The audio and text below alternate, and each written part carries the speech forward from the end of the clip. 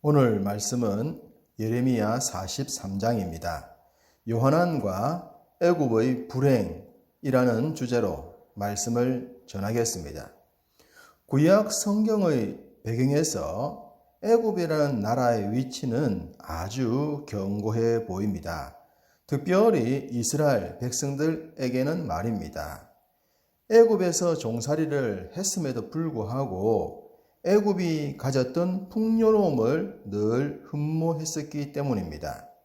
아수르나 바벨론에 비해 강력한 제국을 이루지도 못했지만 이스라엘 백성들의 기억 속에는 늘 애굽이 자리를 잡고 있었던 것 같습니다.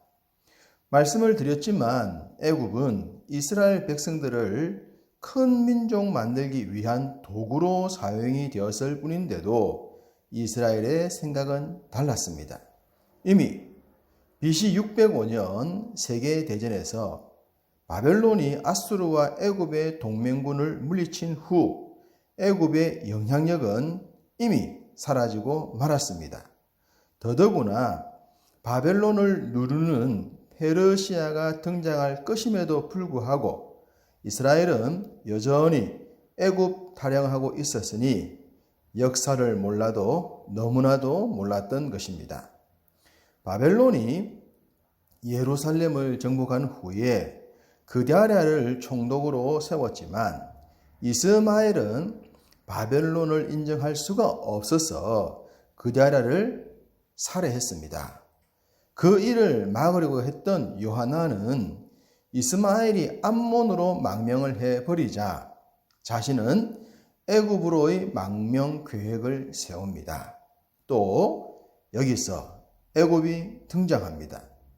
애굽은 이미 세계 역사에서 떠오를 수 없는 나라였고 하나님께서도 오래전에 버리셨는데 이스라엘 지도자들은 그럴 생각이 없었던 것 같습니다. 한때는 하나님의 도구였지만 지금은 그냥 평범한 나라 중에 하나인 애굽. 그런데 그 애굽을 이스라엘의 지도자들은 가만히 두지를 않습니다. 주의 백성들이 주의 뜻을 거부하면서도 애굽을 의지하면 하나님의 책망을 가만히 있던 애굽도 피할 수가 없게 될 것입니다. 요한안과 고관들이 애굽 행 계획을 세웠을 때에 하나님께서 하셨던 말씀입니다.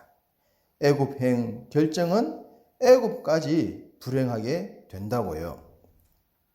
요한안과 고관들은 예레미야에게 하나님의 뜻을 요청했고 10일이 지난 후 하나님의 뜻은 한 번 더 명확하게 전달이 되어졌습니다. 애굽은 절대 노라고 말입니다.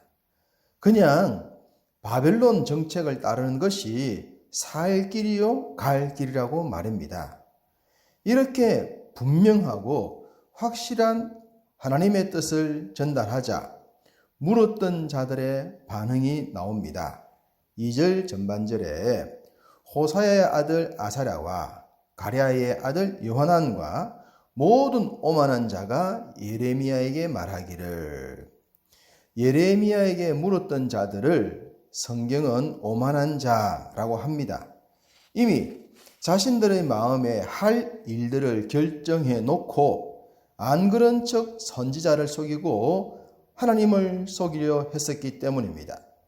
자기들이 원하는 결과가 나오면 아멘하고 그 반대의 결과가 나와도 자신들의 뜻대로 행동하려 했기 때문입니다. 잘 모르는 사람의 입장에서 보면 하나님의 뜻을 묻고 좋든 안 좋든 순종하겠다는 말로 믿음 좋은 사람처럼 보일 수는 있었겠지만 실상은 오만한 자들이었습니다. 2절 후반절은 말씀합니다. 내가 거짓을 말하는도다. 우리 하나님 여호와께서 너희는 애굽에 살려고 그리로 가지 말라고 너를 보내어 말하게 하지 아니하셨느니라. 지금 이들은 예레미야가 거짓말을 하고 있다라고 몰아붙입니다.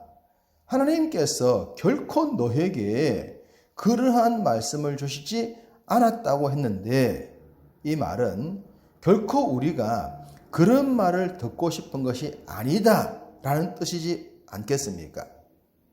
이런 것들을 보면 내 마음에 들면 하나님의 뜻이요, 내 마음에 들지 않으면 거짓말이라고 치부하는 왜곡된 신앙입니다. 앞선 42장 20절에 하나님께 물었던 그들의 질문은 그들 자신들을 속인 것이라고 하나님께서 말씀하셨는데, 그들은 도리어 예레미야가 자신들을 속이고 있다고 하니 적반하장도 이런 적반하장이 없을 것입니다. 요한안과 고관들은 예레미야를 거짓말장애로 몰아붙이는 것으로 만족하지 못하고 엉뚱한 사람에게까지 분풀이를 합니다.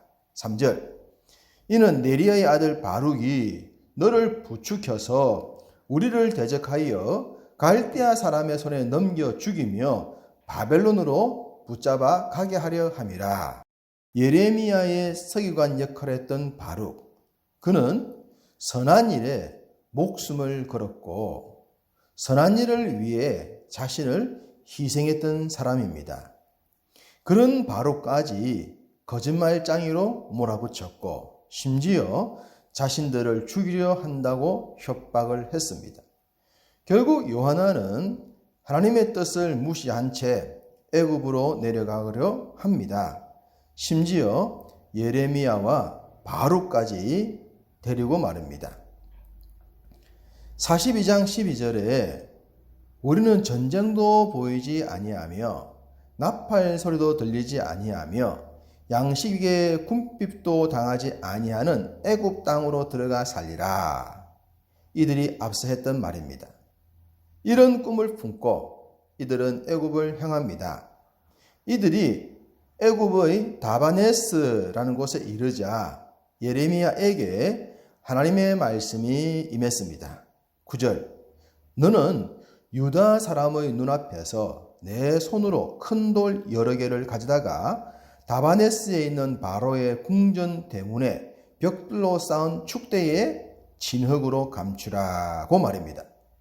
볼모로 잡혀가던 선지자가 큰 돌 여러 개를 옮기고 그 위를 진흙으로 덮는 것을 주위 사람들은 다 봤을 것입니다.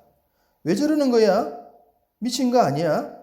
라는 생각이 들 수도 있었을 것입니다. 그러나 이것은 상징이었습니다.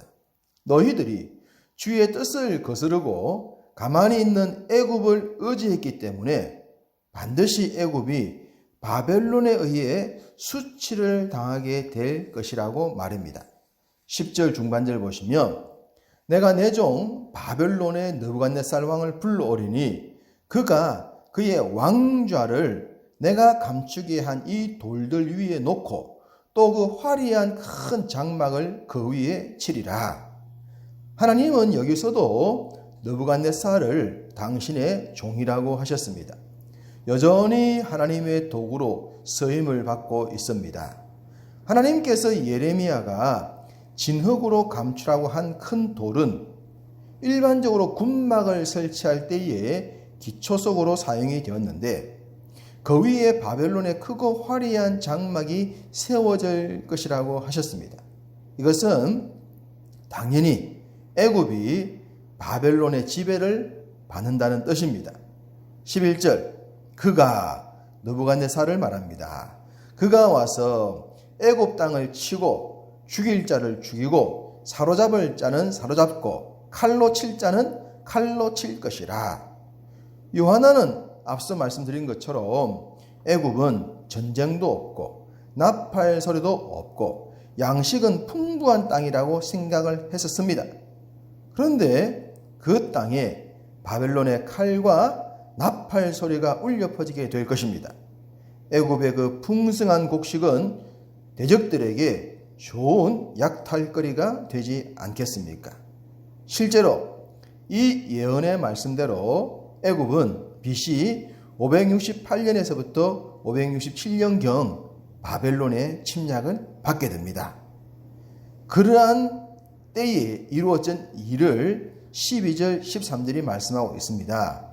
애굽의 모든 신상들과 석상들은 불살라지고 깨트려진다고 말입니다. 뿐만 아니라 애굽 사람들은 바벨론을 피해 이리저리 도망친다고 정신이 없을 것이라 얘기를 합니다. 아마도 요한안과 그를 따랐던 자들은 이런 모습을 보면서 기절초풍하지 않았겠습니까? 하나님의 뜻을 외면하고 의지하지 않아야 할 것을 의지했던 요한안의 결정은 결국 패망이었습니다. 땅 위의 삶도 결국 그러할 것입니다. 의지하지 말아야 할 것을 의지하는 순간 패망이 그림자처럼 따라 붙을 것입니다. 어디를 가도 피할 수가 없습니다. 그러니 우리는 매 순간 주의 뜻을 바르게 분별하여 패하지 않는 흥하는 길에 서야 될 줄로 믿습니다. 오늘 하루도 패하지 않고 흥하는 길을 묵묵히 걷는 여러분의 하루가 되시기를 주님의 이름으로 축복합니다.